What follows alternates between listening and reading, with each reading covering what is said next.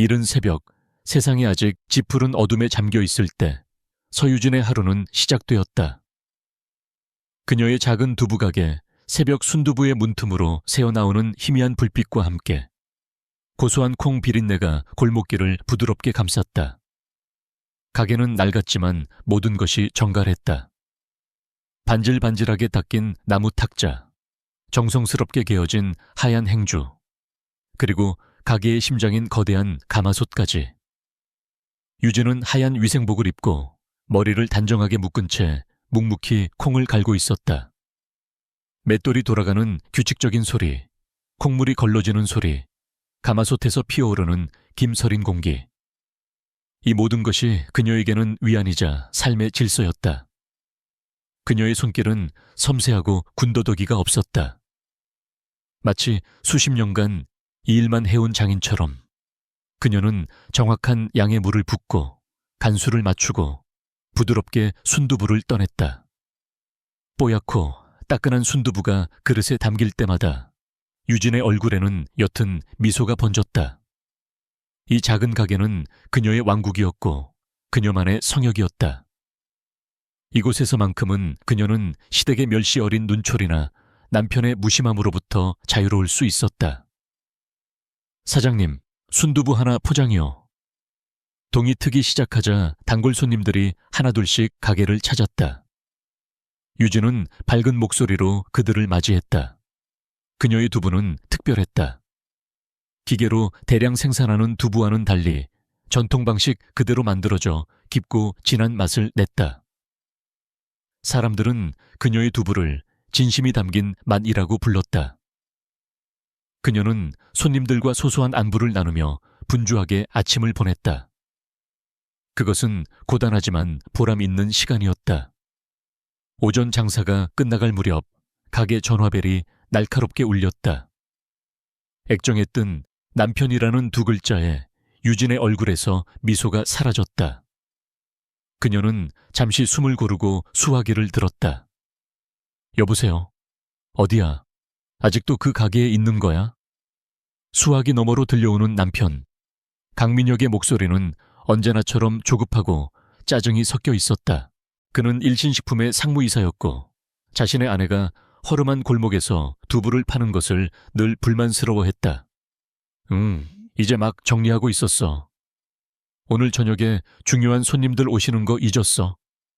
어머니가 빨리 들어와서 저녁 준비 도우라고 성하셔. 콩 비린내 풍기면서 들어오지 말고. 들어오기 전에 목욕이라도 제대로 하고 와. 알았어. 유진은 더 이상 아무 말도 하지 않고 전화를 끊었다. 콩 비린내. 시어머니 박선희 회장이 그녀에게 붙여준 낙인이었다. 결혼 생활 내내 그녀는 그 냄새로부터 자유로울 수 없었다. 남편에게는 아내의 고단한 노동의 냄새가 아니라 그저 가문의 수치스러운 냄새일 뿐이었다. 가게 정리를 마친 유진은 집으로 향했다. 그녀가 사는 곳은 강남의 호화로운 주상복합 아파트였지만 그곳은 그녀에게 집이 아니라 거대한 감옥처럼 느껴졌다. 현관문을 열고 들어서자 값비싼 향수 냄새와 음식 냄새가 뒤섞여 코를 찔렀다. 시어머니 박선희 회장이 주방에서 가사도우미를 다그치는 소리가 들려왔다. 이건 이렇게 담는 게 아니라고 몇 번을 말해.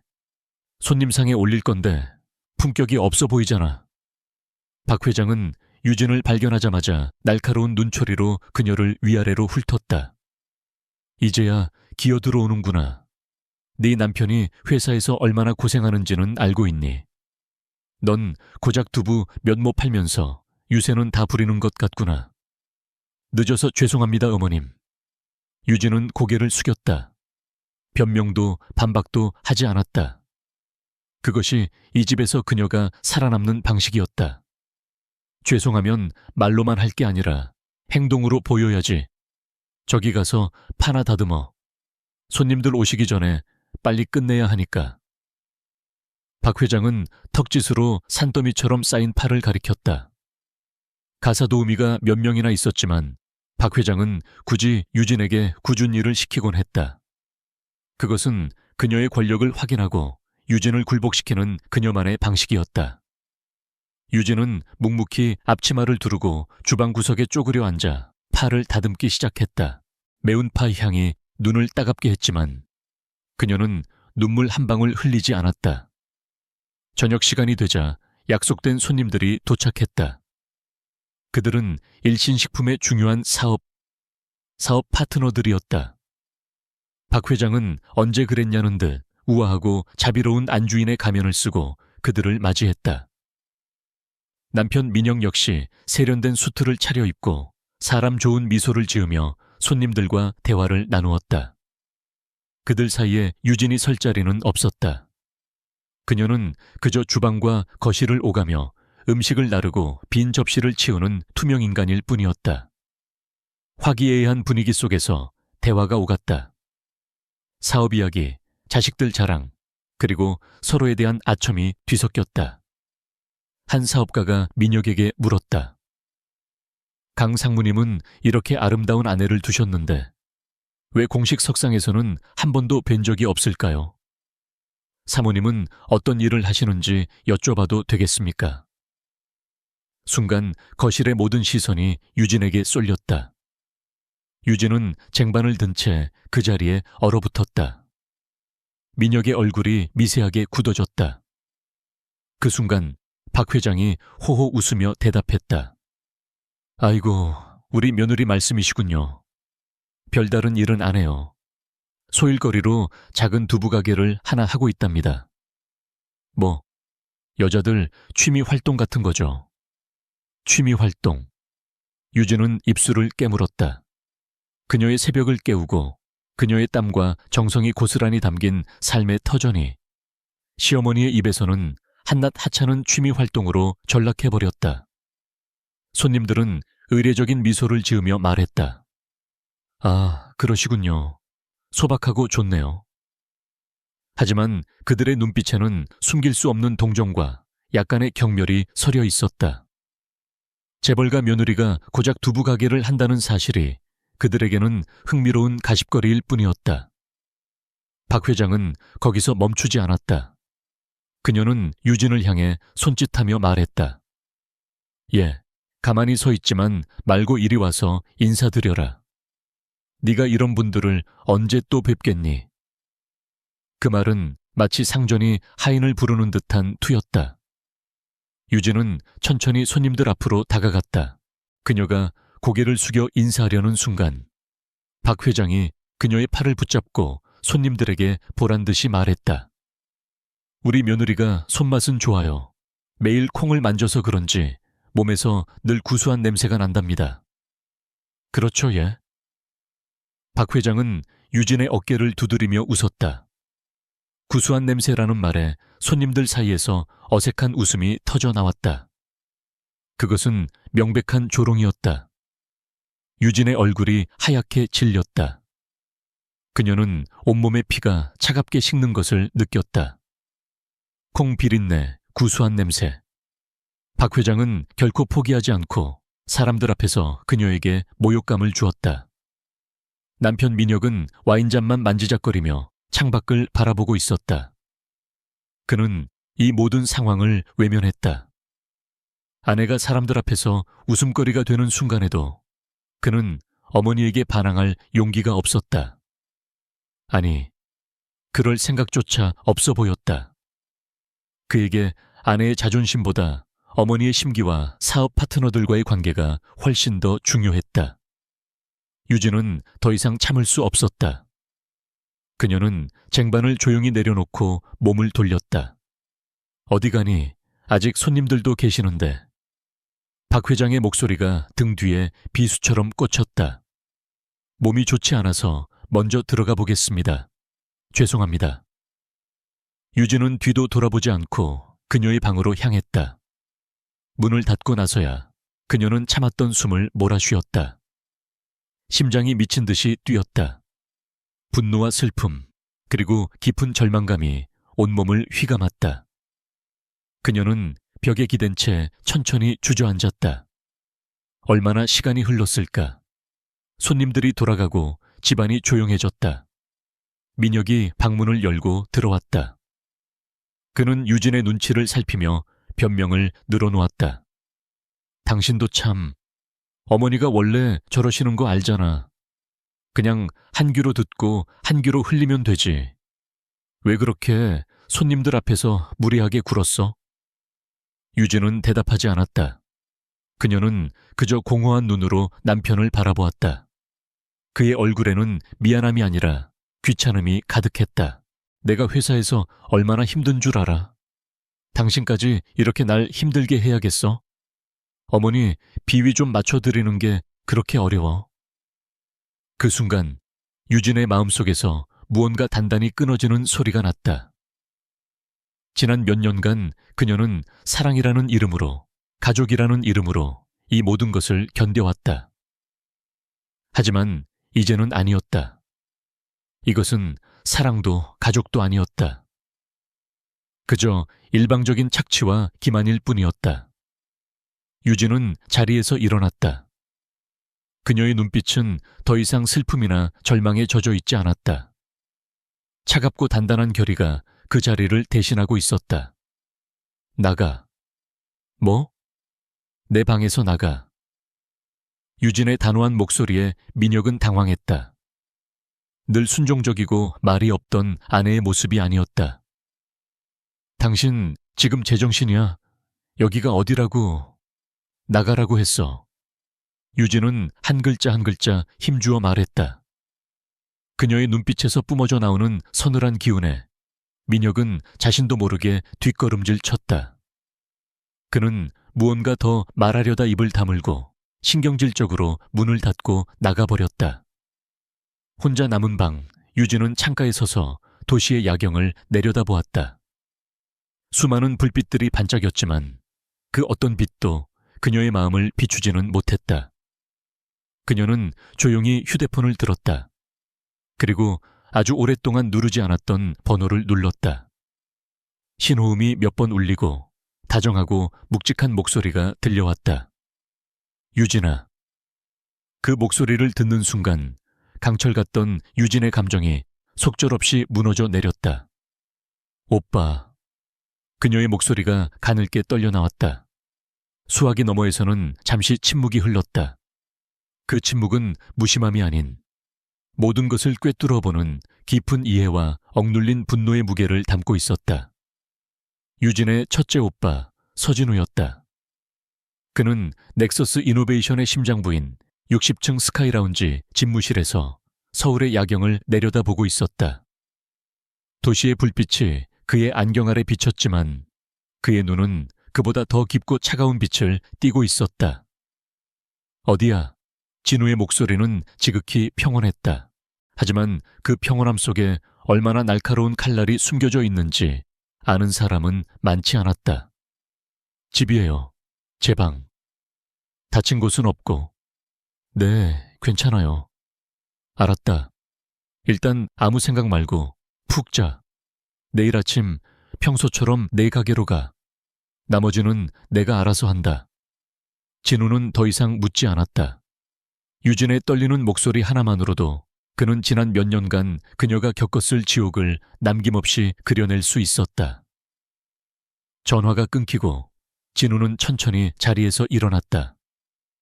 그는 통유리창 앞으로 다가가 깍지 낀 손으로 턱을 괴었다.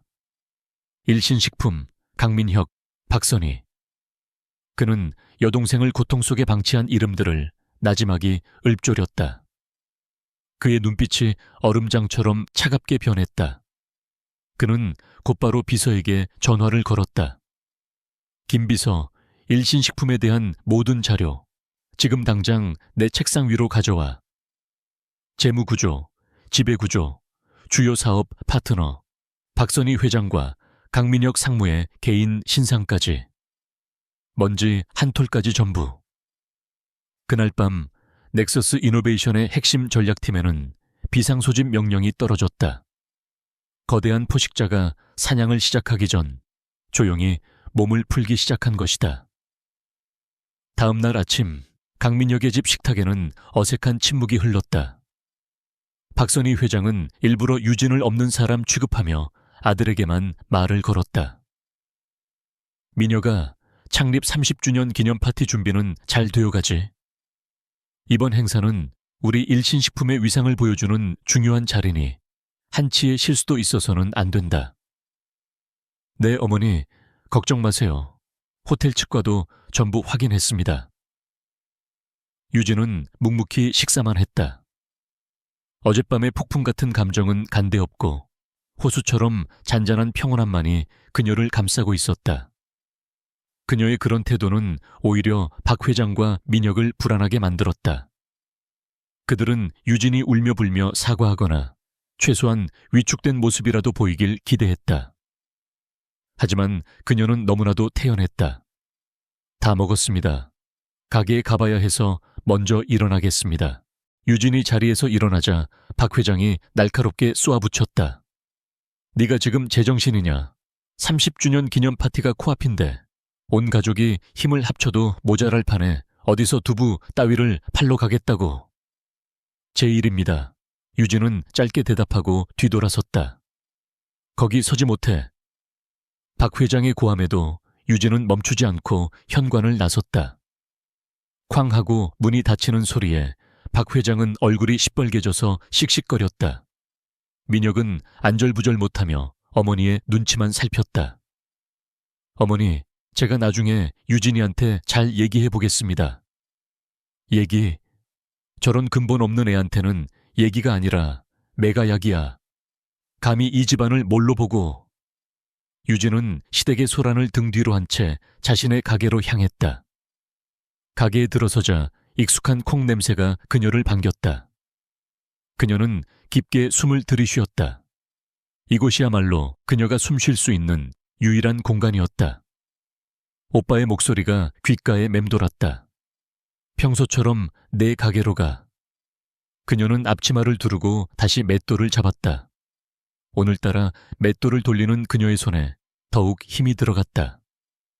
그리고 마침내 일신식품 창립 30주년 기념 파티의 날이 밝았다.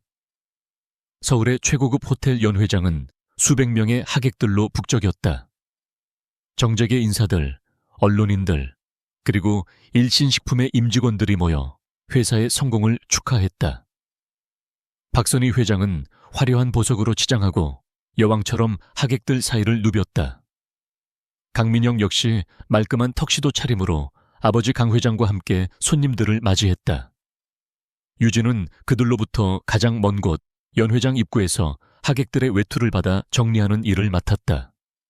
박 회장이 일부러 시킨 일이었다. 모두가 파티를 즐기는 동안 그녀는 허드레시를 하며 자신의 비참한 처지를 깨달으라는 무언의 압박이었다. 유진은 단정한 검은색 원피스 차림이었다. 화려한 드레스를 입은 다른 여자들 사이에서 그녀는 마치 색을 잃은 그림자처럼 보였다.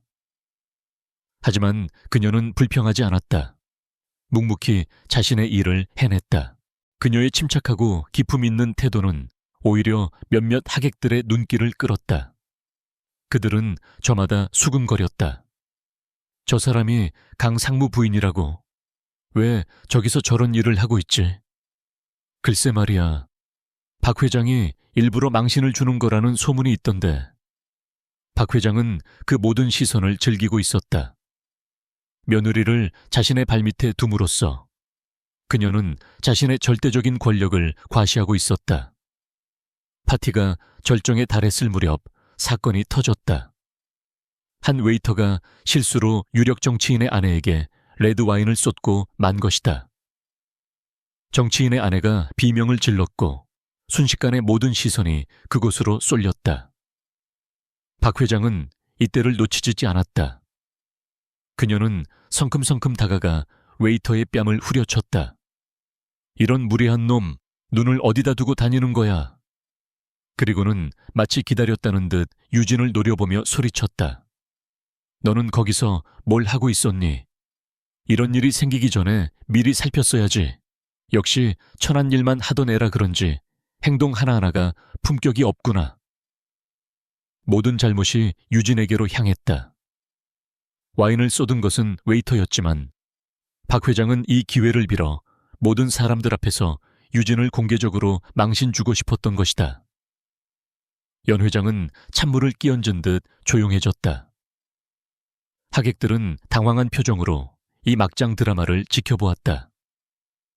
남편 민혁은 고개를 숙인 채 애써 외면하고 있었다. 유진은 아무 말 없이 앞으로 나섰다.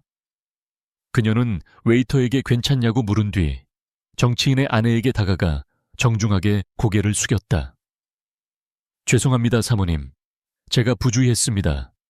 드레스는 저희 쪽에서 책임지고 완벽하게 세탁해 드리겠습니다. 그녀의 침착한 대응에 정치인의 아내도 더 이상 화를 내지 못하고 헛기침만 했다. 하지만 박 회장은 이 정도로 만족할 수 없었다. 그녀는 자신의 핸드백에서 두툼한 현금 봉투를 꺼내 들었다. 그리고는 모든 사람이 보는 앞에서 그 봉투를 유진의 얼굴을 향해 던졌다. 이거나 먹고 오늘 밤은 내 눈앞에서 사라져. 내 그 천박한 두부가게에서 1년 내내 벌어도 못 만져볼 돈이야. 더 이상 내 중요한 날을 망치지 말고 썩 꺼져버려. 돈 봉투가 유진의 가슴에 맞고 바닥으로 떨어졌다. 쨍그랑 하고 그녀의 마음속 무언가가 깨지는 소리가 들렸다. 하얀 5만 원짜리 지폐들이 바닥에 어지럽게 흩어졌다. 그것은 단순한 돈이 아니었다. 그것은 그녀의 인격, 그녀의 결혼, 그녀의 삶 전체를 향한 모독이었다. 시간이 멈춘 것 같았다. 유진은 바닥에 흩어진 돈을 가만히 내려다보았다. 그리고 천천히 고개를 들었다. 그녀의 눈은 더 이상 슬픔이나 분노를 담고 있지 않았다. 그 안에는 모든 것을 포기한 자의 깊고 서늘한 공허함만이 존재했다.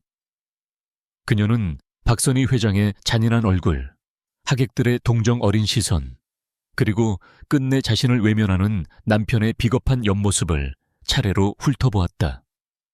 아무런 말도 행동도 하지 않았다. 유진은 그저 몸을 돌렸다. 그녀의 발걸음은 놀라울 정도로 차분하고 똑발랐다. 울음도 절규도 없이 그녀는 그 치욕의 공간을 조용히 걸어나갔다. 그녀가 남기고 간 침묵은 그 어떤 고함보다도 더 무겁게 연 회장을 짓눌렀다. 호텔 밖으로 나온 유진은 차가운 밤 공기를 깊게 들이마셨다. 폐부 깊숙이 스며드는 공기에 그제야 정신이 드는 것 같았다. 그녀는 주머니에서 휴대폰을 꺼냈다. 화면에는 단 하나의 이름만이 떠 있었다. 그녀는 망설임 없이 통화 버튼을 눌렀다. 수화기 너머로 익숙한 목소리가 들려왔다. 유진은 아주 오랫동안 참아왔던 단 한마디를 내뱉었다. 오빠, 나 힘들어. 유진의 전화가 끊긴 후 서진우의 집무실에는 얼음 같은 정적이 흘렀다. 그는 수화기를 내려놓지 않은 채 한동안 허공을 응시했다. 그의 머릿속에서는 이미 수만 개의 데이터가 조합되고 분석되며 가장 효율적인 복수의 경로를 설계하고 있었다. 그는 즉시 두 동생에게 동시에 보안 통화를 연결했다. 화면에 거칠고 남성적인 얼굴의 둘째 서태민과 화려하고 세련된 막내 서지훈의 얼굴이 동시에 떠올랐다. 형님, 이 시간에 무슨 일입니까? 대산중공업의 야간 현장을 막 둘러보고 온 듯 안전모를 벗으며 묻는 태민의 목소리에는 피곤함이 묻어 있었다. 무슨 일이야, 큰형? 나 지금 중요한 파티 중인데. 샴페인 잔을 든 채 윙크를 하는 지우는 여유로워 보였다. 진우는 서론 없이 본론으로 들어갔다. 그의 목소리는 감정이 배제된 채 사실만을 전달했다. 방금 유진이에게서 전화가 왔다. 일신식품 창립기념 파티에서 박선희가 모든 하객 앞에서 유진이에게 돈 봉투를 던지며 모욕을 줬다고 한다. 순간 두 동생의 얼굴에서 여유와 피곤함이 동시에 사라졌다. 태민의 얼굴은 분노로 시뻘게 달아올랐다. 뭐라고? 그 늙은 여우가 감히 우리 유진이한테. 당장 포크레인 몰고 가서 그 호텔을 전부 뒤집어 엎어버리겠어. 태민이 자리에서 벌떡 일어나 으르렁거렸다. 반면 지훈의 표정은 차갑게 굳었다. 그의 눈에서는 장난기 대신 서늘한 살기가 뿜어져 나왔다. 둘째 형, 진정해. 불도저는 지금 쓰는 게 아니야. 그런 늙은 여우는 시끄럽게 죽이면 안 돼. 아주 조용히 자기가 왜 죽는지도 모르게 말려 죽여야지. 큰형, 계획은? 진우는 동생들의 반응을 예상했다는 듯 침착하게 말했다. 태민이, 넌 당분간 나서지 마. 네 성질대로 움직이면 일만 그르친다. 지훈이, 넌 지금부터 일신식품과 박선희 일가의 모든 것을 파헤쳐.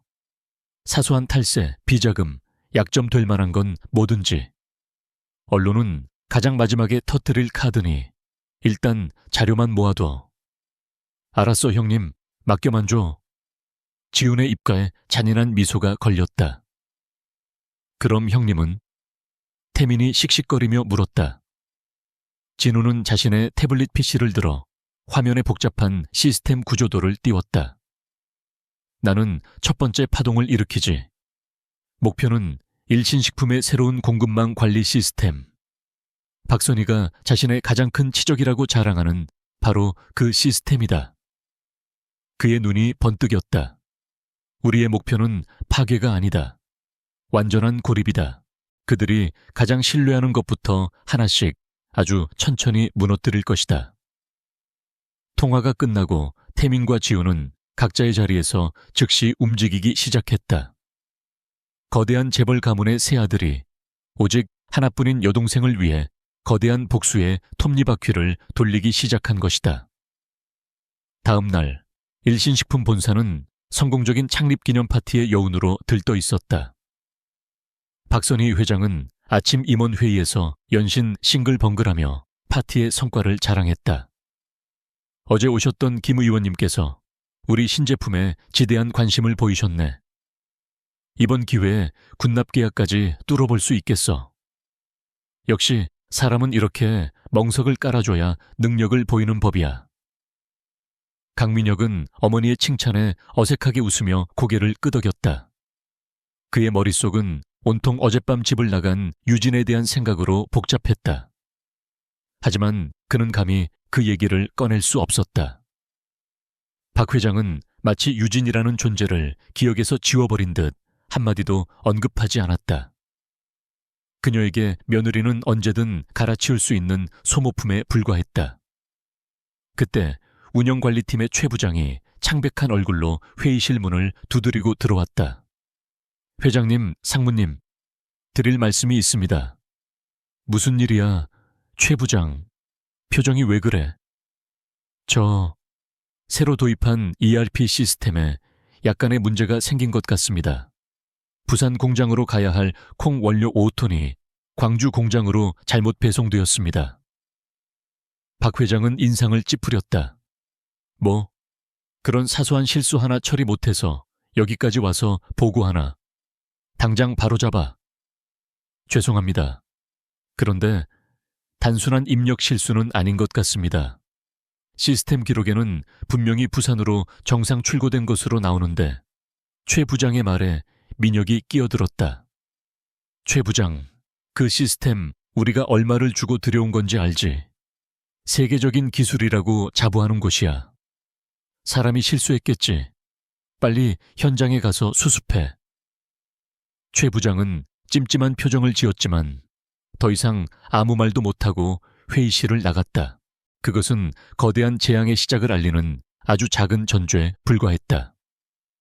몇 시간 지나지 않아 문제는 걷잡을 수 없이 커지기 시작했다. 최 부장이 보고했던 사소한 문제는 동시다발적으로 전국의 공장과 물류센터에서 터져나왔다. 생산 라인의 기계들이 갑자기 잘못된 레시피를 수신하여 두부를 만들어야 할 라인에서 푸딩을 생산하는 어처구니 없는 일이 벌어졌다. 재고 관리 시스템의 데이터가 완전히 뒤죽박죽이 되어 창고가 텅 비었는데도 시스템에는 재고가 가득한 것으로 표시되었다. 빈 창고로 향하는 화물차들과 반대로 물건을 실으러 왔다가 허탕만 치고 돌아가는 대리점 트럭들로 인해 물류 시스템 전체가 마비 상태에 빠졌다. 가장 치명적인 문제는 냉장 유통 시스템에서 발생했다. 일신식품의 주력 상품인 신선 두부와 유제품들의 보관 온도를 관리하는 시스템에 오류가 발생한 것이다. 일부 냉장 창고의 온도가 멋대로 영상 15도까지 치솟았고, 그 결과 수십억 원어치의 제품들이 출고되기도 전에 전부 부패해버렸다. 일신식품의 운영관리팀은 그야말로 지옥도를 방불케 했다. 여기저기서 전화벨이 불이 나게 울렸고, 직원들은 고함을 지르며 뛰어다녔다. 대체 뭐가 문제야? 시스템 업체에 당장 연락해. 민혁은 사무실에서 보고를 받으며 머리를 뜯었다. 그가 거액을 들여 도입을 주도했던 최첨단 시스템이 이제는 그의 목을 조르는 괴물이 되어 있었다. 시스템을 설치한 업체는 원인을 찾지 못했다. 외부 해킹의 흔적도 바이러스 감염의 징후도 없었다. 모든 시스템 로그는 완벽하게 정상으로 기록되어 있었다. 마치 기계 안에 유령이라도 들어앉은 것 같았다. 결국 이 모든 혼란은 박선희 회장의 귀에까지 들어갔다. 그녀는 당장 관련 임원들을 모두 소집했다. 이게 대체 어떻게 된 일이야? 내가 그 멍청한 기계 쪼가리에 쓴 돈이 얼만데 고작 이따위 결과를 가져와? 박 회장은 서류를 집어던지며 노발대발했다. 아무도 감히 입을 열지 못했다.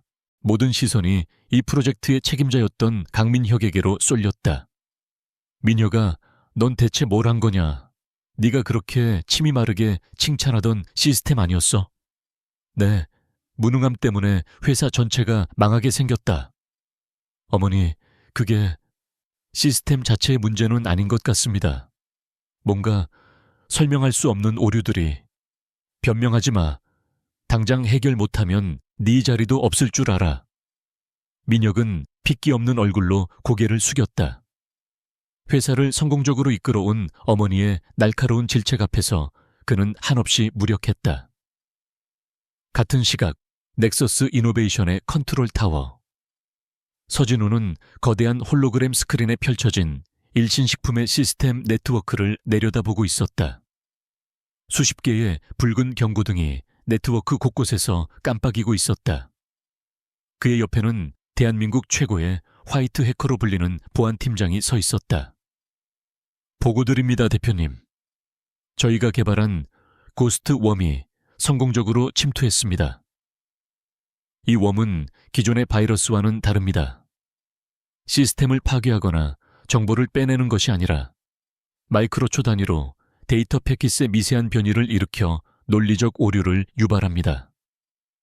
그들은 절대로 원인을 찾을 수 없을 겁니다.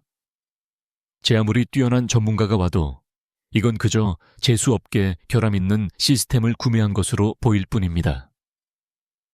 진우는 만족스러운 미소를 지으며 고개를 끄덕였다. 화면 속에서 혼란에 빠져 허우적거리는 일신식품의 모습이 실시간으로 중계되고 있었다. 좋아. 계속 주시하도록. 이제 막 전차에 요리가 시작되었을 뿐이니까. 그는 자신의 여동생에게 가해졌던 모욕을 떠올렸다. 돈으로 사람의 가치를 매기고 짓밟았던 그들에게 이제 돈으로는 결코 해결할 수 없는 지옥을 선물할 생각이었다. 한편 새벽 순두부 가게에서는 평화로운 오후가 흐르고 있었다. 유진은 묵묵히 저녁 장사를 준비하고 있었다. 그때 가게 앞으로 낯선 화물차 한 대가 멈춰 섰다. 차에서 내린 운전기사가 가게 안으로 들어왔다. 서유진 사장님 맞으십니까? 최고급 유기농 콩 배달 왔습니다. 유진은 의아한 표정을 지었다. 그녀는 그런 것을 주문한 적이 없었다. 특히 그 콩은 품질이 좋기로 유명하지만 가격이 너무 비싸 그녀의 작은 가게에서는 사용할 엄두도 내지 못하던 것이었다. 제가 주문한 게 아닌데요. 어떤 분께서 사장님 가게로 1년치 독점 공급 계약을 맺으시고 대금도 전부 선결제하셨습니다. 여기 계약서입니다. 운전기사가 내민 계약서를 받아든 유진의 손이 미세하게 떨렸다. 계약서 하단 후원자란에 쓰인 이름은 익명이었지만 그녀는 그가 누구인지 단번에 알 수 있었다. 항상 그녀의 뒤에서, 그녀가 모르는 곳에서 가장 필요할 때 든든한 버팀목이 되어주었던 사람. 유진은 자신도 모르게 창밖의 파란 하늘을 올려다보았다. 입가에 아주 오랜만에 진심 어린 미소가 피어올랐다. 그것은 새로운 시작을 알리는 작지만 단단한 희망의 미소였다. 일신식품을 덮친 시스템 대란이 차에 수습되기도 전 박선희 회장과 강민혁은 새로운 희망에 모든 것을 걸고 있었다. 바로 평택에 건설 중인 최첨단 스마트 팩토리였다. 기존 공장들의 생산량을 모두 합친 것보다 더 큰 규모의 이 신축 공장은 일신식품의 미래이자 박선희의 가장 큰 야심작이었다. 시스템 문제로 입은 손실도 이 공장만 완공되면 단번에 만회하고 업계 1위로 도약할 수 있으리라. 그녀는 믿어 의심치 않았다. 민혁아, 이것 봐라. 이 자동화 설비 라인이 완공되면 인건비가 지금의 절반으로 줄어들 거다. 이번 시스템 문제는 액땜했다고 생각하자. 진짜 우리 실력은 이 공장에서 나오는 거야. 건설 현장을 찾은 박 회장은 헬멧을 쓴 채 아들 앞에서 청사진을 펼쳐 보이며 의기양양하게 말했다. 이 거대한 프로젝트에는 국내 최고의 건설, 중공업 기업인 대산중공업이 주요 투자자로 참여하고 있었다. 박 회장은 이것을 자신의 폭넓은 인맥 덕분이라며 입버릇처럼 자랑하곤 했다. 그녀는 대산중공업의 회장 서태민의 무서움을 전혀 알지 못했다. 그가 바로 그녀가 벌레처럼 여기는 며느리의 둘째 오빠라는 사실은 꿈에도 상상하지 못했다. 같은 시각 서태민은 대산중공업에 자기 집무실에서 샌드백을 치고 있었다. 그의 사무실은 큰형 서진우의 미니멀한 공간과는 정반대였다. 여기저기 거대한 교량과 플랜트의 축소 모형들이 놓여 있었고 벽에는 역동적인 건설 현장 사진들이 걸려 있었다. 땀으로 젖은 그는 거친 숨을 몰아쉬며 전화를 걸었다. 상대는 큰형 진우였다. 형님, 그쪽은 어때? 그 늙은 여우, 아직도 기세등등한가? 1단계는 성공적이야. 내부 물류는 거의 마비 상태고 손실액도 천문학적으로 불어나고 있어. 하지만 박선희는 평택 신축 공장에 모든 희망을 걸고 버티는 중이다. 이제 네가 나설 차례야. 드디어 기다리고 있었습니다, 형님. 제 포크레인이 녹슬기 직전이었는데 말입니다. 서태민의 입가에 맹수 같은 미소가 번졌다. 그는 전화를 끊자마자 법무팀과 구조기술팀을 긴급 호출했다. 그의 목소리는 샌드백을 때릴 때처럼 묵직하고 강력했다. 일신식품 평택공장 투자계약서 지금 당장 가져와. 안전 및 구조 건전성 관련 계약 해지 조항을 찾아내. 그리고 우리 회사 최고의 구조 분석팀을 당장 현장으로 보내. 설계도와 단 1mm라도 다른 부분, 기준치에 미달하는 콘크리트 강도, 부실한 철근 배근, 사소한 거 하나라도 놓치지 말고 전부 찾아내. 내일 아침까지 내 책상 위에 즉시 붕괴 위험이라고 쓰인 보고서가 올라와 있어야 한다. 그의 지시는 군더더기 없는 명령이었다. 대산중공업의 정예 엔지니어들은 즉시 평택으로 향했다. 업계 최고로 불리는 그들이 현장에 나타나자 공사를 진행하던 중견 건설사는 비상이 걸렸다. 대산의 엔지니어들은 자비가 없었다. 레이저 측정 장비와 비파괴 검사기 등 최첨단 장비를 동원해 건물의 모든 부분을 샅샅이 훑었다. 그리고 그들의 예상대로 곳곳에서 부실 시공의 흔적이 발견되었다. 원가 절감을 위해 값싼 자재를 쓴 흔적, 설계도를 무시하고 편의대로 시공한 부분들이 속속들이 드러났다. 다음 날 아침 일신식품 본사에는 대산중공업 명의로 된 공식 통지서 한 장이 날아들었다. 내용은 충격적이었다.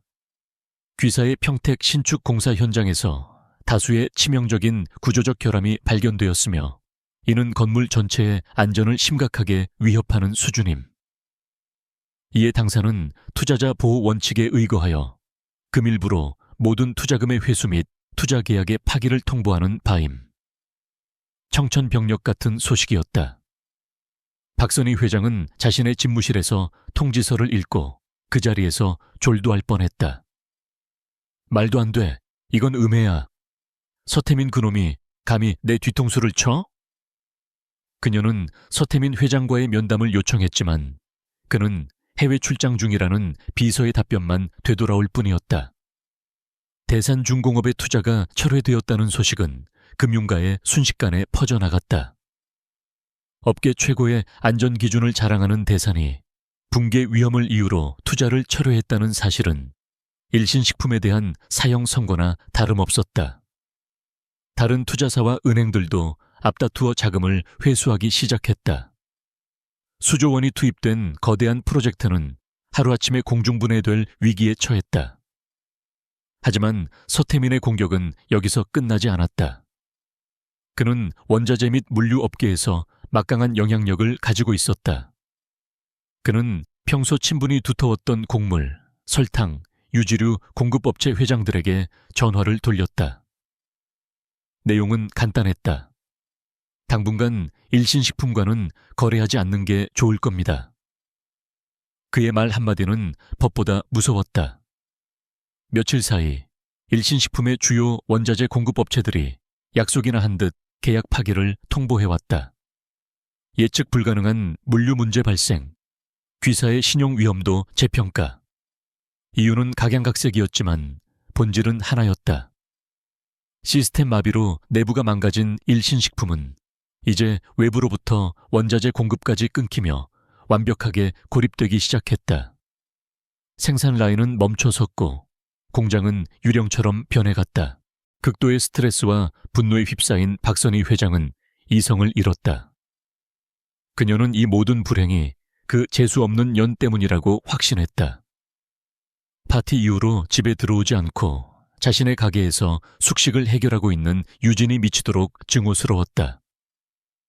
그녀는 아들 민혁을 대동하고 유진의 두부 가게로 직접 쳐들어갔다. 서유진, 당장 나와. 박 회장은 가게 문을 거칠게 열어젖히며 소리쳤다. 가게 안에는 고소한 두부 냄새와 함께 평온한 공기가 흐르고 있었다. 정갈하게 두부를 만들고 있던 유진은 묵묵히 고개를 들었다. 네가 감히 이 집안을 망쳐. 네가 우리 집에 들어온 뒤로 되는 일이 하나도 없어. 이 불행을 몰고 다니는 재수 없는 년. 박 회장은 가게 안으로 들어와 진열된 두부를 손으로 쳐서 엎어버렸다. 유진이 정성껏 만든 순두부가 바닥에 나뒹굴었다. 강민혁은 어쩔 줄 몰라 하며 유진을 설득하려 했다. 유진아, 제발 일단 집으로 가자. 가서 어머니께 사과드려. 지금 우리 회사 정말 큰일 났어. 당신이 도와줘야 해. 그 순간 유진의 눈빛이 변했다. 늘 순종적이고 슬픔에 차있던 눈이 아니었다. 그 안에는 차갑고 단단한 경멸이 담겨 있었다. 그녀는 남편을 지나쳐 히스테리를 부리고 있는 시어머니의 앞을 막아섰다. 그만하시죠. 유진의 목소리는 크지 않았지만 가게 안의 모든 소음을 잠재울 만큼 단호했다. 박 회장은 처음 보는 며느리의 모습에 순간 할 말을 잃었다. 여긴 제 가게입니다. 어머님께서 행패를 부리실 곳이 아니에요. 그리고 회사 일은 저와 아무 상관없습니다. 뭐라고? 인연이 미쳤나? 나가주세요. 경찰을 부르기 전에. 유진은 바닥에 떨어진 빗자루를 들었다. 그녀는 박 회장이 엎어버린 두부를 치우기 시작했다. 그 어떤 소란에도 흔들리지 않고 자신의 일을 하겠다는 무언의 시위였다. 그녀의 그 고요하고 단단한 태도 앞에서 박선희의 관계는 더 이상 힘을 발휘하지 못했다. 오히려 초라해 보일 뿐이었다. 두고 봐. 내가 너를 이대로 둘 것 같아. 박 회장은 악에 바친 소리를 지르며 가게를 나섰다. 민혁은 실망과 원망이 뒤섞인 눈으로 유진을 한번 쳐다보고는 어머니의 뒤를 따라 나섰다. 혼자 남은 가게 안, 유진은 잠시 떨리는 손으로 빗자루를 잡고 서 있었다. 하지만 그녀는 울지 않았다. 대신 흩어진 두부 조각들을 묵묵히 쓸어 담았다. 강씨 집안의 기반이 뿌리째 흔들리는 동안 그녀는 자신의 땅에 더욱 단단하게 두 발을 딛고 서고 있었다. 어질러진 가게를 청소하는 그녀의 모습은 과거에 유약했던 자신을 쓸어내고 새로운 자신으로 거듭나는 의식처럼 보였다. 일신식품의 돈줄과 물류가 동시에 마비된 지 일주일이 지났다. 회사는 말 그대로 하루하루를 버티고 있었다. 하지만 박선희 회장은 백전노장이었다. 그녀는 아직 포기하지 않았다. 그녀에게는 아직 비장의 무기가 남아 있었다. 바로 수십 년간 공들여 쌓아온 화려한 인맥과 사회적 명성이었다. 그녀는 자신이 주최하는 자선단체와 각종 사교 모임을 통해 재계와 정계에 막강한 영향력을 행사해왔다. 그녀는 이 위기를 타개하기 위해 자신의 명성을 이용해 긴급 자금을 수혈받으려 동분서주했다. 서진우의 집무실, 세 형제는 다시 화상으로 마주했다. 이번에는 태민의 얼굴에 만족스러운 미소가 가득했다. 형님, 들으셨습니까? 평택공사는 완전히 중단됐고 시공사는 저희를 상대로 소송을 건다고 했다가 저희 법무팀이 보낸 서류 한 장에 바로 꼬리를 내렸답니다. 박선희는 지금 사방에서 돈을 구하러 뛰어다니느라 정신이 없을 겁니다. 물리적, 경제적 압박은 최대치에 도달했어. 하지만 그 여자는 자신의 사회적 지위를 방패 삼아 버티려 할 거다. 우리가 그 방패를 부숴버려야 해. 마지막 숨통을 끊기 전에 그녀가 가장 소중하게 여기는 것부터 빼앗아야지. 진우의 시선이 막내 지훈에게로 향했다. 지훈아, 이제 내 무대다. 그들이 돈보다 더 소중하게 여기는 체면과 명성을 진흙탕 속에 처박아 버려. 화면 속 서지훈은 최고급 맞춤 정장을 입고 와인잔을 우아하게 돌리고 있었다. 그의 입가에 걸린 미소는 매력적이었지만 어딘가 모르게 뱀처럼 서늘한 구석이 있었다. 시나리오는 완성됐고 배우들도 섭외 끝났어. 조명도 준비됐지. 이제 쇼를 시작할 시간이야, 형님들. 그날 저녁 박선희 회장은 회사의 위기에도 불구하고 VVIP들만 참석하는 한 자선 경매 행사에 모습을 드러냈다. 이곳은 그녀의 전장이었다. 그녀는 이 자리에서 자신의 건재함을 과시하고 유력한 은행장이나 투자자에게 접근해 구원을 요청할 생각이었다. 화려한 드레스를 입고 값비싼 보석으로 치장한 그녀는 애써 여유로운 미소를 지으며 사람들 사이를 오갔다. 하지만 예전과 분위기가 사뭇 달랐다. 사람들은 그녀를 피하는 기색이 역력했다. 대산중공업이 투자해서 손을 뗀 이유가 안전 문제라는 흉흉한 소문이 이미 파다하게 퍼져 있었기 때문이다. 그녀의 사회적 자산은 이미 조금씩 부식되고 있었다. 행사가 한창 무르익을 무렵 장내의 사람들이 웅성거리기 시작했다.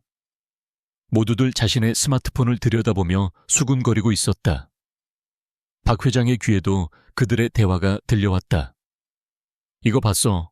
시크릿 저널에 뜬 기사 말이야. 일신식품 박 회장 얘긴데 장난 아니네. 시크릿 저널은 재벌가의 스캔들을 전문적으로 파헤치는 온라인 연예 매체였다. 하지만 그 정보의 정확성은 웬만한 주류 언론사보다 높기로 유명했다. 물론 그 매체의 실소유주가 아우라그룹의 서지훈이라는 사실을 아는 사람은 거의 없었다. 박 회장은 불길한 예감에 휩싸여 비서의 휴대폰을 뺏어들었다. 화면에는 자극적인 제목의 기사가 떠 있었다. 일신식품 박선희 회장의 두 얼굴. 밖에서는 자선사업가, 집에서는 폭군. 기사는 유진의 실명을 거론하지는 않았지만 가난한 집안 출신의 며느리를 집안의 하녀처럼 부렸다고 적나라하게 묘사하고 있었다. 특히 30주년 기념 파티에서 벌어졌던 사건을 마치 현장에서 직접 본 것처럼 생생하게 기술했다. 당시 파티에 참석했던 한 익명의 제보자는 박 회장이 며느리에게 돈 봉투를 던지며 이거나 먹고 꺼지라고 소리치는 모습에 경악을 금치 못했다고 증언했다. 기사는 순식간에 모든 포털 사이트에 메인 화면을 장식하며 무서운 속도로 퍼져나갔다. 그것은 서지훈이 준비한 쇼의 서막에 불과했다. 그의 미디어 전략팀은 곧바로 전방위적인 디지털 여론전에 돌입했다. 트위터와 인스타그램 등 SNS에는 일신식품 갑질, 두부집 이결 며느리는 어디에 같은 해시태그가 실시간 트렌드로 떠올랐다. 아우라 그룹이 관리하는 수백 개의 유령 계정과 파워 인플루언서들은 박선희 회장의 오만함과 잔인함에 대한 목격담, 물론 대부분은 교묘하게 조작된 것이었다. 을 쏟아내기 시작했다. 결정타는 한 장의 사진이었다. 지훈의 팀은 허름한 가게에서 땀 흘리며 두부를 만들고 있는 유진의 사진, 파파라치 컷처럼 보이도록 교묘하게 연출된 과 바로 오늘 자선 행사에서 수십억 원짜리 다이아몬드 목걸이를 하고 있는 박선희의 사진을 나란히 붙여 유포했다.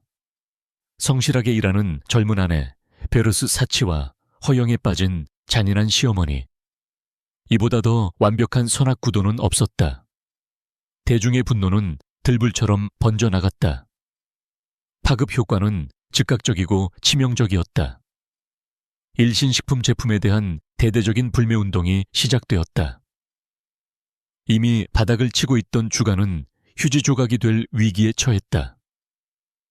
회사의 평판 하락을 우려한 유통업체들은 앞다투어 일신식품의 제품을 매대에서 빼기 시작했다. 박선희가 그토록 공들여 관리해온 사교계에서도 그녀는 더 이상 환영받지 못하는 인물이 되었다. 하루아침에 그녀는 존경받는 여성 기업인에서 악독한 시어머니의 대명사로 전락해버렸다. 박선희는 거대한 저택에 갇혀 미쳐 날뛰었다. 신문과 TV를 집어던지고 직원들에게 고함을 질렀다. 어떻게 하룻밤 사이에 자신이 평생 쌓아온 명성이 이렇게 무너질 수 있는지 도무지 이해할 수 없었다. 이 모든 여파는 회사에 남아있던 강민혁이 고스란히 감당해야 했다. 직원들은 줄줄이 사표를 냈고 회사 분위기는 최악으로 치달았다.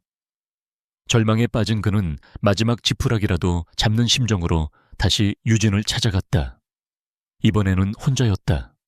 그는 굳게 닫힌 두부가게 문을 두드렸다. 유진아, 나야. 민혁이야. 제발 문 좀 열어줘. 가게 안에서는 아무런 대답이 없었다. 그는 문에 매달려 애원했다. 제발 부탁이야.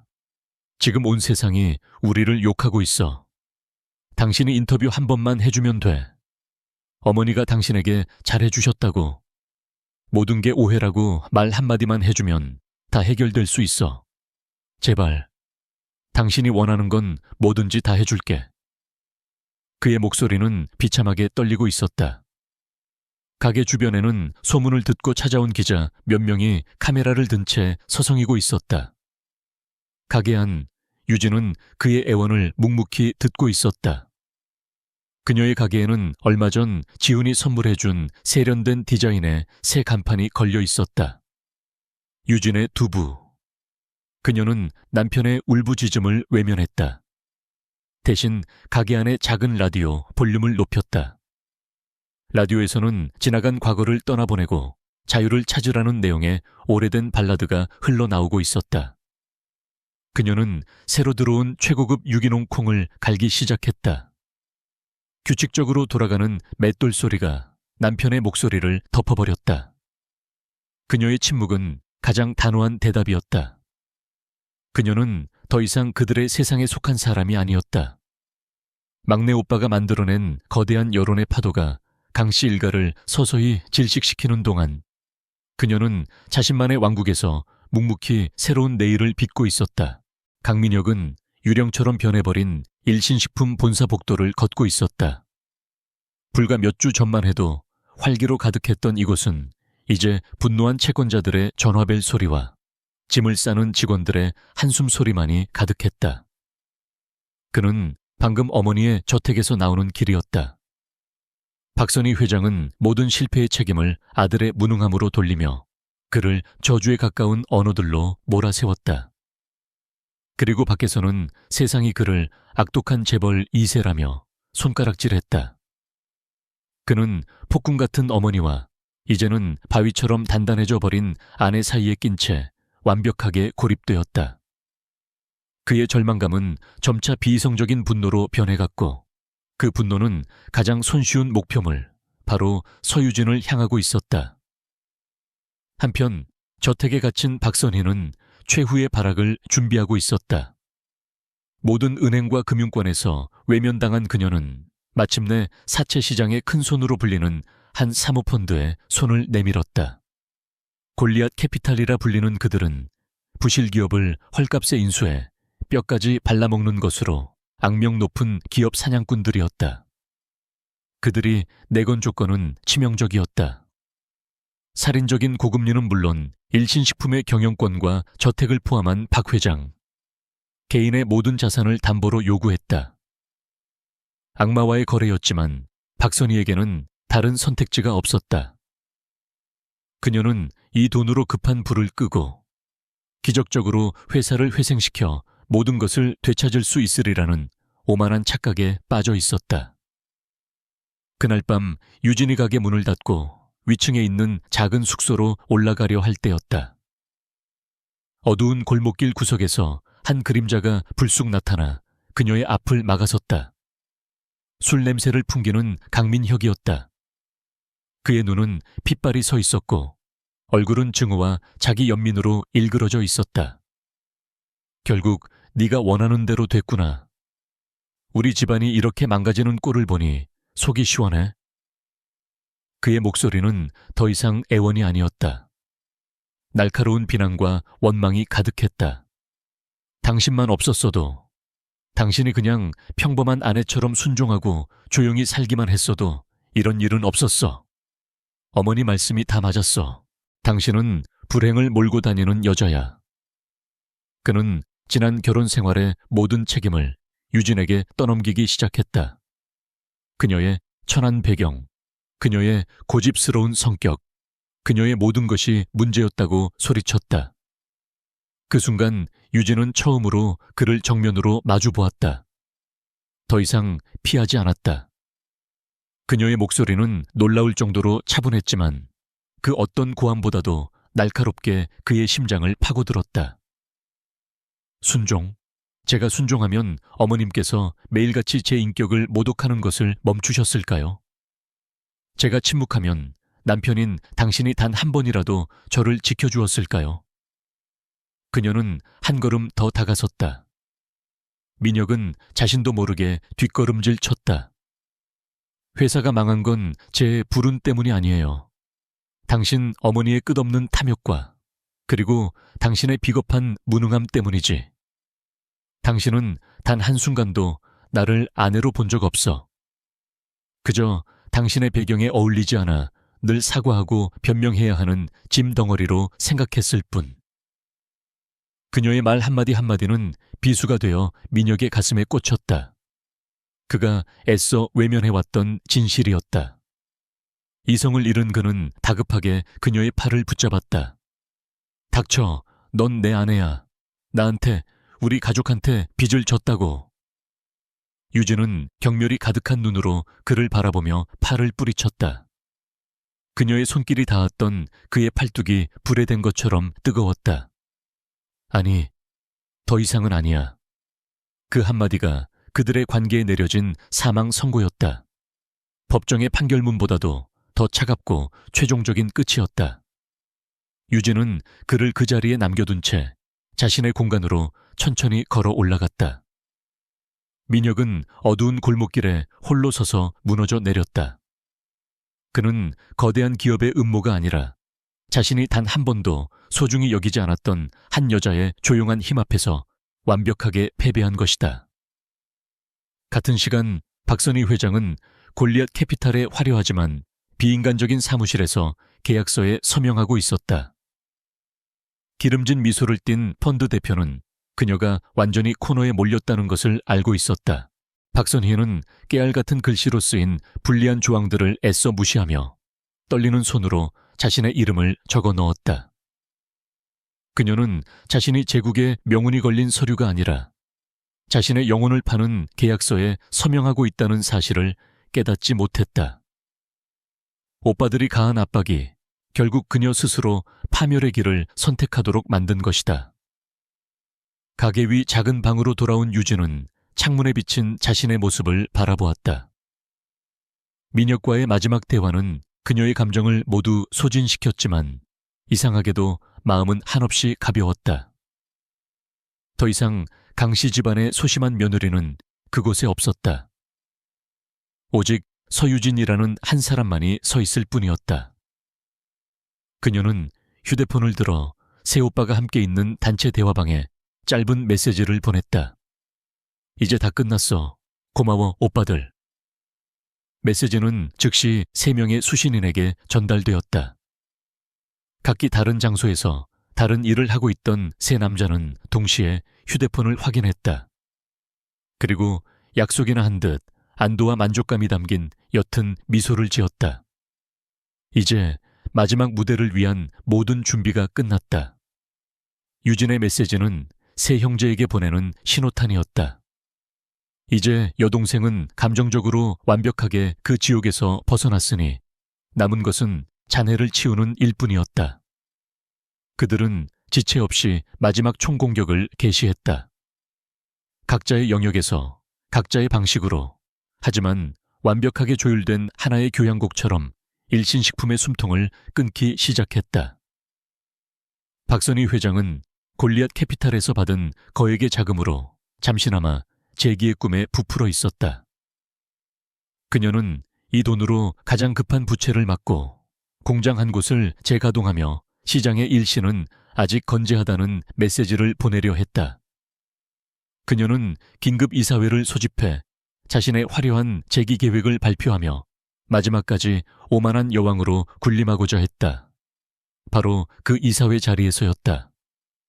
박선희가 열변을 토하는 순간 회의실에 있던 모든 임원들의 휴대폰에서 동시에 긴급 속보 알림이 울렸다. 넥서스 이노베이션, 프리미엄 유기농 식품 브랜드 오리진 론칭. 식품업계의 판도를 바꿀 것, 서진우의 방역이었다. 기사 내용은 충격적이었다. 대한민국 최고의 IT 기업인 넥서스가 인공지능과 블록체인 기술을 결합한 최첨단 푸드테크를 기반으로 식품 시장에 진출한다는 내용이었다. 오리진은 생산부터 유통까지 모든 과정을 소비자가 직접 확인할 수 있는 투명한 시스템, 빅데이터를 활용한 개인 맞춤형 식단, 그리고 서유진의 가게에 콩을 대주었던 바로 그 농장과의 독점 계약을 통해 확보한 최고급 원료를 내세웠다. 그것은 낡고 부패한 이미지의 일신식품과는 모든 면에서 대척점에 있는 미래지향적인 브랜드였다. 더욱 치명적인 것은 오리진이 국내 최대의 고급 백화점 체인과 독점 입점 계약을 맺었다는 소식이었다. 그 백화점은 지금까지 일신식품의 가장 큰 매출처였다. 서진우는 단순히 경쟁자를 내놓은 것이 아니었다. 그는 일신식품이 제기할 수 있는 미래 자체를 완벽하게 삭제해버린 것이다. 박선희는 휴대폰 화면을 든 채 그대로 돌처럼 굳어버렸다. 혼란에 빠진 박선희의 재기 계획에는 비업무용 자산을 매각해 추가 자금을 확보하는 방안도 포함되어 있었다. 그중 가장 핵심적인 자산은 수십 년간 보유해온 강남의 금싸라기 땅이었다. 그것은 일신식품이 가진 마지막 보루이자 최후의 현금 창구였다. 그녀가 여러 건설사와 접촉하며 매각을 거의 성사시킬 무렵 청천벽력 같은 소식이 전해졌다. 정체불명의 한 부동산 개발 회사가 적대적 인수합병을 통해 해당 부지의 소유권을 이미 확보했다는 것이었다. 물론 그 유령 회사의 배후에는 대산중공업의 서태민이 있었다. 그는 박선희의 미래, 평택 공장들을 막는 것을 넘어 그녀의 과거, 핵심 자산까지 송두리째 빼앗아버린 것이다. 시장은 이 소식에 경악했고 일신식품의 경영 능력에 대한 불신은 극에 달했다. 그리고 마침내 대중을 향한 마지막 처형의 막이 올랐다. 서지훈은 그동안 차곡차곡 모아왔던 박선희의 비리 자료들을 세상에 공개하기로 결심했다. 그는 아우라 그룹의 영향력 아래에 있는 한 방송사의 탐사보도팀에 모든 자료를 익명으로 제보했다. 그날 저녁 9시 황금시간대 뉴스에서는 박선희 회장의 두 얼굴, 2부, 천사의 탈을 쓴 악마라는 제목의 심층 보도가 방영되었다. 내용은 박선희가 이사장으로 있는 자선재단이 사실상 그녀의 개인 비자금 창구였다는 것이었다. 방송은 그녀가 불우이웃을 돕는다는 명목으로 기부금을 횡령해 명품을 사고 고가의 미술품을 수집하고 심지어 정관계 인사들에게 뇌물을 건넨 정황을 상세히 폭로했다. 지훈의 팀이 제공한 비밀 장부, 차명 계좌 내역, 그리고 그들이 어렵게 설득한 전직 재단 직원의 내부 고발 증언까지 더해져 그 어떤 변명도 할 수 없는 완벽한 증거들이 화면을 가득 메웠다. 이것은 결정타였다. 이전의 갑질 루머가 개인적인 평판의 문제였다면 자선재단 비리는 명백한 범죄였다. 특히 사회적 약자를 위한 기부금을 횡령했다는 사실은 대중의 마지막 남은 동정심마저 증오로 바꿔놓기에 충분했다. 방송이 나간 직후 검찰은 즉시 특별수사팀을 꾸려 전면적인 수사에 착수하겠다고 발표했다. 박선희와 강민혁에게는 출국금지 조치가 내려졌다. 일신식품이라는 이름은 이제 부패와 비리의 대명사가 되어 대한민국 사회에서 영원히 지워지지 않을 주홍글씨처럼 새겨졌다. 그날 밤 강씨 일가의 세계는 완벽하게 무너져 내렸다. 검은 양복을 입은 검찰 수사관들이 사이렌을 울리며 일신식품 본사와 박선희의 저택을 동시에 압수수색했다. 그들은 산더미 같은 서류 상자들을 들고 나왔고 그 모습은 모든 방송사의 카메라를 통해 전국에 생중계되었다. 강민혁은 텅 빈 자기 사무실에서 자신의 어머니가 어떻게 몰락하는지를 TV 화면을 통해 멍하니 지켜보고 있었다. 그는 이제야 깨달았다. 자신들이 싸워온 상대는 보이지 않는 거대한 폭풍이었으며 이미 모든 것이 끝났다는 사실을. 박선희는 거대한 저택의 거실에 홀로 앉아 있었다. TV에서는 자신의 범죄 사실이 쉴 새 없이 흘러나왔고 전화기는 불이 나게 울렸지만 그녀는 받지 않았다. 모든 것을 잃어버린 여왕은 믿을 수 없다는 표정과 희석되지 않은 순수한 증오가 뒤섞인 얼굴로 허공을 응시하고 있었다. 그리고 그 모든 혼란을 비웃기라도 하듯 골리앗 캐피탈의 사무실에서는 펀드 대표가 박선희의 몰락을 다룬 뉴스를 보며 포식자의 미소를 짓고 있었다. 그들은 이 모든 것을 예상했다. 그들이 내민 손은 구원의 동아줄이 아니라 사형수의 목에 거는 올감이었다. 이제 그들은 합법적으로 일신식품의 모든 것을 차지하게 될 터였다. 형제들이 일으킨 폭풍은 마침내 모든 것을 집어삼키고 있었다. 일신식품의 임시 주주총회는 시작부터 살얼음판이었다. 새로운 최대 채권자이자 주주로 등극한 골리앗 캐피탈의 요구로 소집된 이 자리의 목적은 단 하나. 박선희 회장과 강민혁 상무의 경영권 박탈이었다. 회의장은 분노한 소액주주들과 피냄새를 맡고 몰려든 기자들, 그리고 차가운 얼굴의 골리앗 캐피탈 측 인사들로 가득했다. 초췌하지만 여전히 도끼서린 눈빛의 박선희와 강민혁은 최후의 방역을 준비하며 단상에 앉아 있었다. 예상대로 의사진행 발언권을 얻은 박선희는 반성이나 사과 대신 편집증적인 음모론을 펼치기 시작했다. 그녀는 눈물을 흘리며 자신들이 거대한 음모의 희생양이라고 주장했다. 존경하는 주주 여러분, 저희 모자는 억울합니다. 보이지 않는 거대한 세력이 저희 일신식품을 무너뜨리기 위해 치밀한 공격을 가해왔습니다. 그리고 그녀는 마침내 모든 불행의 원흉으로 한 사람을 지목했다. 그 중심에는 바로 제 며느리 서유진이 있습니다. 그 여자는 저희 경쟁사가 보낸 산업 스파이가 틀림없습니다. 저희 집안에 들어와 내부 정보를 빼돌리고 온갖 불운과 파괴를 몰고 왔습니다. 저희는 독사를 키운 겁니다, 여러분. 마지막까지 그녀는 유진을 희생양으로 삼으려 했다. 아들 강민영 역시 어머니의 주장에 동조하며 고개를 끄덕였다. 실성한 듯한 그녀의 외침이 회의장을 가득 메우는 순간이었다. 쾅! 회의장의 육중한 문이 활짝 열렸다. 모든 사람의 시선이 문 쪽으로 쏠렸다. 그곳에는 한치의 오차도 없는 최고급 맞춤 정장을 입은 3명의 남자가 서 있었다. 그들은 조폭처럼 위협적인 모습은 아니었지만 그들이 뿜어내는 압도적인 존재감과 권위는 회의장 전체를 순식간에 침묵시켰다.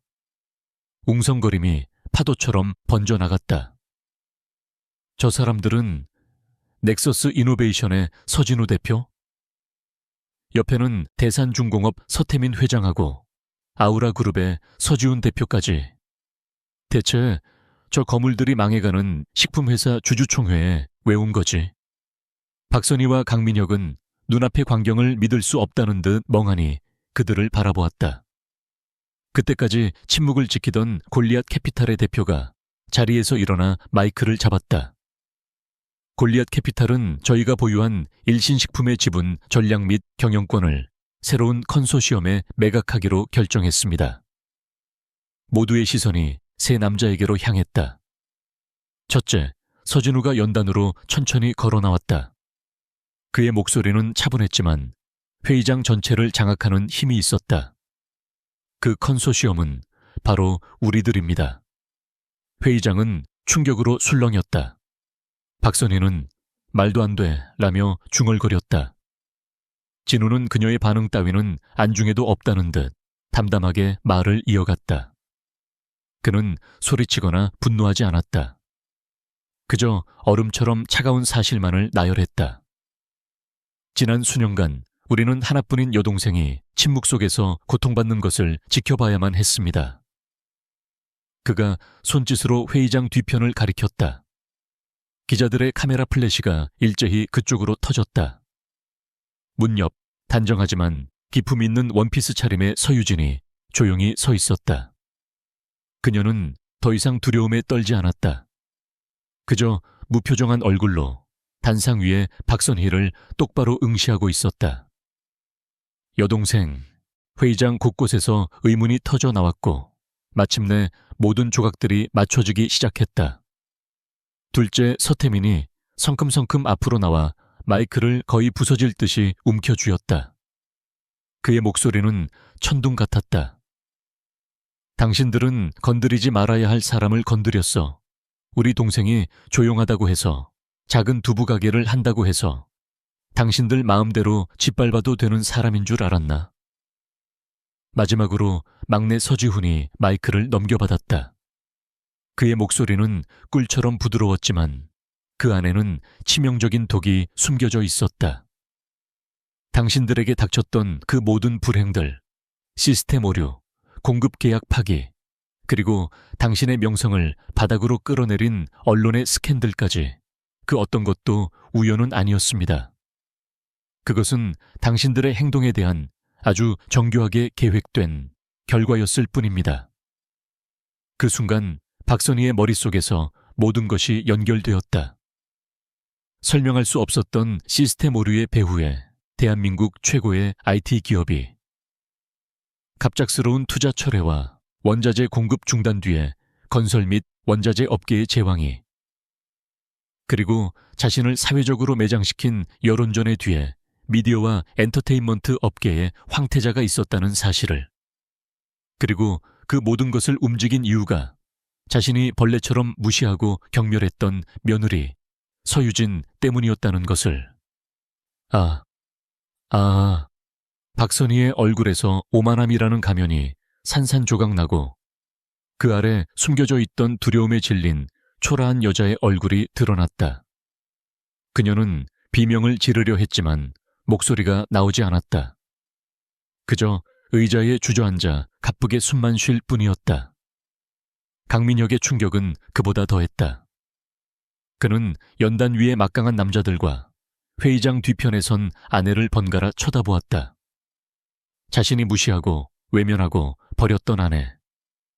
자신이 근본 없다고 비웃었던 그녀의 가족이 손가락 하나로 자신들의 세계 전체를 잿더미로 만들 수 있는 사람들이었다는 사실을. 그는 사업가로서만이 아니라 한 남자로서 완벽하게 실패했음을 깨달았다.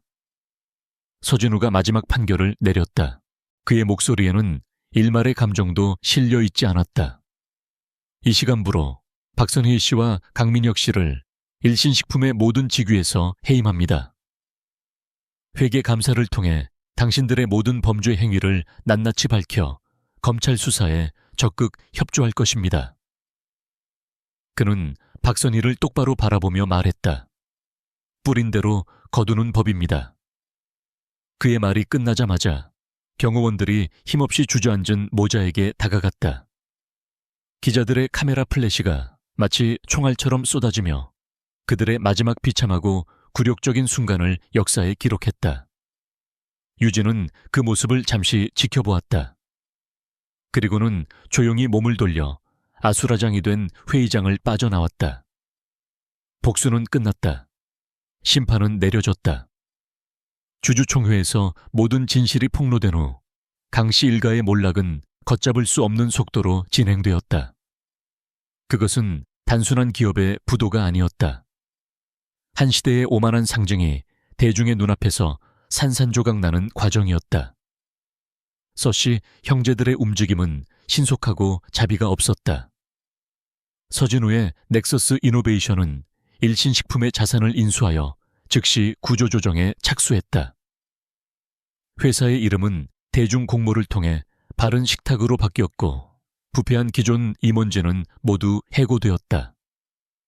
그 자리에는 업계 최고의 전문가들이 영입되어 투명하고 윤리적인 경영을 기치로 내걸었다.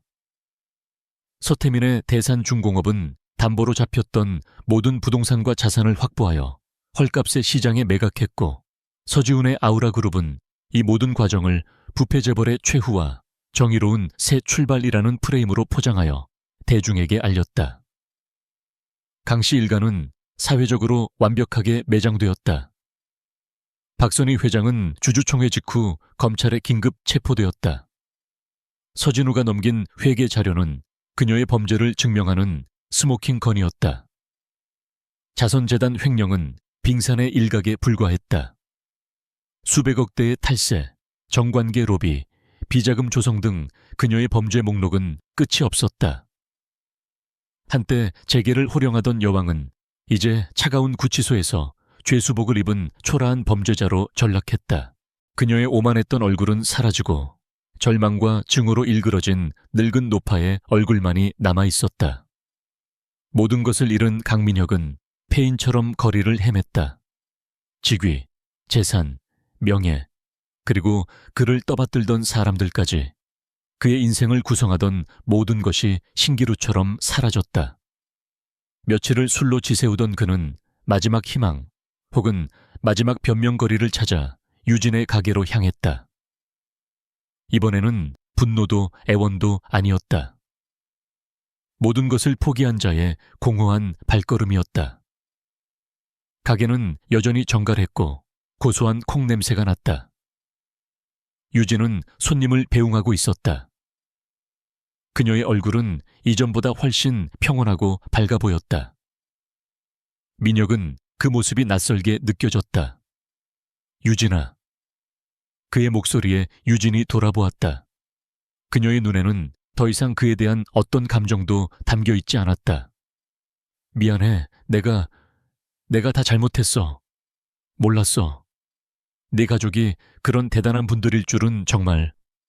그의 사과는 비굴하고 자기 연민에 가득 차 있었다. 유진은 그의 말을 가만히 듣고 있다가 조용히 말을 끊었다. 바로 그게 문제예요, 민혁 씨. 그녀의 목소리는 칼날처럼 그의 변명을 갈랐다. 당신은 지금 내 오빠들이 누구인지 알았기 때문에 사과하는 거지. 내게 했던 행동들 때문에 사과하는 게 아니잖아요. 내 가치는 당신 눈에 항상 내 배경에 따라 결정됐죠. 처음에는 보잘것없다고 생각해서 그렇게 대했고, 이제는 막강하다고 생각하니까 사과하는 거고. 하지만 당신은 단 한 번도 그냥 나라는 사람 자체를 본 적이 없어요. 유진은 가게 안쪽에서 서류 봉투 하나를 가져왔다. 그 안에는 그녀의 도장이 찍힌 이혼 서류가 들어있었다. 이건 복수가 아니에요. 나를 위한 거예요. 이제 내 인생을 살고 싶어요. 부디 잘 지내요. 그녀의 목소리에는 원망이 없었다. 그저 모든 것을 정리하는 단호함만이 있을 뿐이었다. 민혁은 그 서류를 받아들고 아무 말도 하지 못했다. 그는 마침내 깨달았다. 자신의 가치관이 얼마나 부패하고 뒤틀려 있었는지를, 그리고 자신이 잃은 것이 단지 부와 명예뿐만이 아니라는 것을. 며칠 후 유진은 구치소로 박선희를 찾아갔다. 그녀를 위해서가 아니었다. 자신의 길고 길었던 악연에 온전한 마침표를 찍기 위해서였다. 면회실에 차가운 유리벽을 사이에 두고 마주 앉은 박선희는 이전의 모습은 온데간데 없었다. 하지만 그녀의 눈빛만은 여전히 독사처럼 살아있었다. 내년이 감히 여기까지 기어들어와? 너와 내 그 괴물 같은 오빠놈들이 내 인생을 망쳤어. 그녀는 악에 받쳐 소리쳤다. 유진은 더 이상 그녀의 저주에 흔들리지 않았다. 그녀는 자신을 수년간 괴롭혀온 여자를 바라보았다. 신기하게도 분노도 연민도 느껴지지 않았다. 그저 텅 빈 공허함 뿐이었다. 회장님의 인생은 저 때문에 망한 게 아니에요. 돈과 권력이 아닌 것에서는 그 어떤 가치도 보지 못했던 회장님 자신 때문에 망한 거죠. 회장님은 제가 정성껏 만든 두부를 보며 가치 없는 것이라 경멸하셨죠. 저를 그렇게 보셨고 회장님보다 아래에 있는 모든 사람을 그렇게 보셨어요. 경멸 위에 세워진 세계는 언젠가는 무너지게 되어 있어요. 유진은 자신이 가져온 작은 보자기를 풀어 정갈하게 포장된 따끈한 두부 한 모를 테이블 위에 올려놓았다. 이 집안을 위해 만드는 마지막 두부입니다. 그 말을 끝으로 유진은 자리에서 일어났다. 뒤도 돌아보지 않고 면회실을 걸어 나왔다. 박선희는 유진이 놓고 간 두부와 그녀의 뒷모습을 번갈아 보며 히스테릭하게 울부짖었다. 구치소 밖으로 나온 유진은 눈부신 햇살에 잠시 눈을 찡그렸다. 그리고 아주 깊게 숨을 들이마셨다. 마치 몇 년 만에 처음으로 맑은 공기를 마시는 기분이었다. 강씨 집안과의 법적, 감정적 굴레는 이제 완벽하게 끊어졌다. 그녀는 자유였다.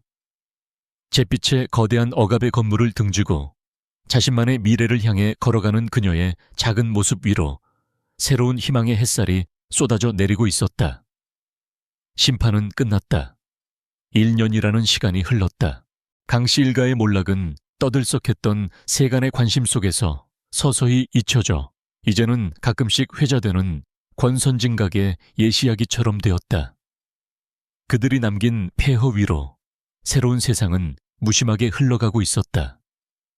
새벽 4시. 여전히 세상이 짙푸른 어둠에 잠겨있는 시간, 서유진의 하루는 시작되었다. 하지만 이제 그녀가 하루를 시작하는 곳은 허름한 골목의 새벽 순두부가 아니었다. 청담동의 한적하고 고급스러운 거리에 자리 잡은 유진의 두부는 전통과 현대가 아름답게 조화를 이룬 공간이었다. 통유리창 너머로 보이는 작업 공간은 갤러리처럼 정갈했고, 한쪽에는 그녀의 두부를 이용한 건강식을 맛볼 수 있는 작은 카페가 마련되어 있었다. 가게의 심장인 거대한 가마솥은 여전했지만 이제 그 옆에는 위생적인 최신 설비들이 함께하고 있었다. 유진은 예전과 똑같이 하얀 위생복을 입고 머리를 단정하게 묶은 채 맷돌을 돌리고 있었다. 하지만 이제 그녀는 혼자가 아니었다. 그녀의 섬세한 손길을 배우기 위해 모여든 젊은 직원들이 그녀의 곁에서 진지한 눈빛으로 일하고 있었다. 그녀는 더 이상 시댁의 멸시를 견디는 외로운 장인이 아니었다. 자신의 이름을 내건 브랜드를 이끄는 당당하고 자신감 넘치는 CEO이자 존경받는 스승이었다. 대표님, 오늘 콩은 유난히 더 고소한 것 같습니다. 한 젊은 직원의 말에 유진이 부드럽게 미소 지었다. 어제 비가 와서 그래요. 콩도 날씨에 따라 미묘하게 맛이 달라지거든. 그걸 느끼고 조절할 줄 아는 게 진짜 기술이에요. 그녀의 목소리에는 이제 그늘이 없었다. 자신의 일에 대한 깊은 애정과 자부심만이 가득했다. 유진의 두부는 단순한 가게가 아니었다. 최고의 재료와 전통 방식을 고집하는 그녀의 철학이 담긴 이곳은 가장 정직한 음식이 가장 위대하다는 것을 증명하는 공간으로 유명해졌다. 사람들은 먼 곳에서도 일부러 그녀의 두부를 맛보기 위해 찾아왔다. 그날 오후 한창 바쁜 시간에 가게 문을 열고 요란한 목소리의 손님들이 들이닥쳤다. 아니, 이게 뭐야? 내 동생 가게에 들어오는데 줄을 서야 한다고. 내가 누군지 몰라? 투덜거리면서도 입가에 자랑스러운 미소는 숨기지 못하는 둘째 오빠 서태민이었다. 그의 옆에는 선글라스를 낀 채 연예인 포스를 풍기는 막내 서지훈과 묵묵히 그들의 뒤를 따르는 든든한 큰오빠 서진우가 있었다. 오빠들, 어떻게 예고도 없이 왔어? 유진이 반갑게 그들을 맞았다. 태민은 가게를 떡하니 차지하고 앉아 큰 소리로 말했다. 우리 유진이 이제 완전 사장님 다 됐네. 오빠들한테는 콩국물 하나라도 공짜로 안 줄 기세야. 지우는 가게 인테리어를 꼼꼼히 살피며 전문가적인 조언을 던졌다. 누나, 다음 시즌에는 미슐랭 스타 셰프랑 콜라보 한번 하자. 내가 연결해 줄게. 브랜드 이미지 제고에 엄청난 도움이 될 거야. 진우는 말없이 가장 구석진 자리에 앉아 분주하게 움직이는 동생의 모습을 그저 따뜻하고 자랑스러운 눈길로 바라볼 뿐이었다. 유진은 오빠들을 위해 자신이 직접 개발한 신메뉴 흑임자 두부 크림 파스타와 따끈한 순두부를 내왔다. 어디 맛 좀 볼까? 우리 재수씨, 아니 우리 동생 실력이 얼마나 늘었나. 태민은 짐짓 헛기침을 하며 말실수를 정정했다. 형제들은 말없이 음식에 집중했다. 그리고 잠시 후 무뚝뚝하기로 소문난 진우가 나지막이 한마디 했다. 맛있다. 그 한마디에 유진은 세상을 다 가진 것처럼 행복했다. 그들의 관계는 더 이상 일방적인 보호와 의존이 아니었다. 각자의 자리에서 최고가 된 그들은 서로를 존중하고 응원하는 가장 든든한 동반자였다. 그때 카페에 있는 TV에서 잠시 뉴스가 흘러나왔다. 횡령 및 배임 혐의로 기소된 전 일신식품 박선희 회장에게 징역 15년의 중형이 확정되었다는 내용이었다. 한때 세상을 떠들썩하게 했던 사건은 이제 사회면의 짧은 단신으로 처리될 뿐이었다. 그 아들은 어떻게 됐대? 태민이 무심하게 물었다. 지방의 작은 회사에서 영업사원으로 일하고 있대. 업계에 소문이 다 나서 아무도 그를 받아주지 않거든. 자기 힘으로 밑바닥부터 기는 법을 배우고 있겠지. 지훈이 덤덤하게 대답했다. 그들의 대화에서 더 이상 강씨 일가에 대한 증오는 느껴지지 않았다. 그들은 이제 완전히 과거의 인물들이었다. 오빠들이 돌아가고 가게의 영업도 끝났다. 직원들을 모두 퇴근시킨 유진은 홀로 남아 가게를 정리했다. 노을이 지는 창밖의 도시 풍경은 아름다웠다. 그녀는 자신을 위해 따뜻한 순두부 한 그릇을 펐다. 그리고 창가 자리에 앉아 천천히 그 맛을 음미했다. 고소하고 부드럽고 따뜻한 순두부. 그 안에는 그녀가 흘렸던 눈물과 땀, 그녀의 아픔과 인내, 그리고 마침내 얻어낸 자유와 승리의 맛이 모두 담겨 있었다. 이제 그녀는 더 이상 누군가의 아내, 누군가의 며느리가 아니었다. 그녀는 대한민국 최고의 두부 장인이자 유진의 두부 대표 서유진이었다. 그녀는 자신의 힘으로 자신의 가치를 증명해냈다. 창밖을 바라보는 그녀의 얼굴에 평화롭고 충만한 미소가 떠올랐다. 그것은 화려한 보석이나 값비싼 명품으로는 결코 얻을 수 없는 자기 자신을 사랑하게 된 사람만이 지을 수 있는 진짜 행복의 미소였다. 시련의 겨울을 견디고 마침내 그녀의 인생에도 눈부신 아침이 밝아오고 있었다.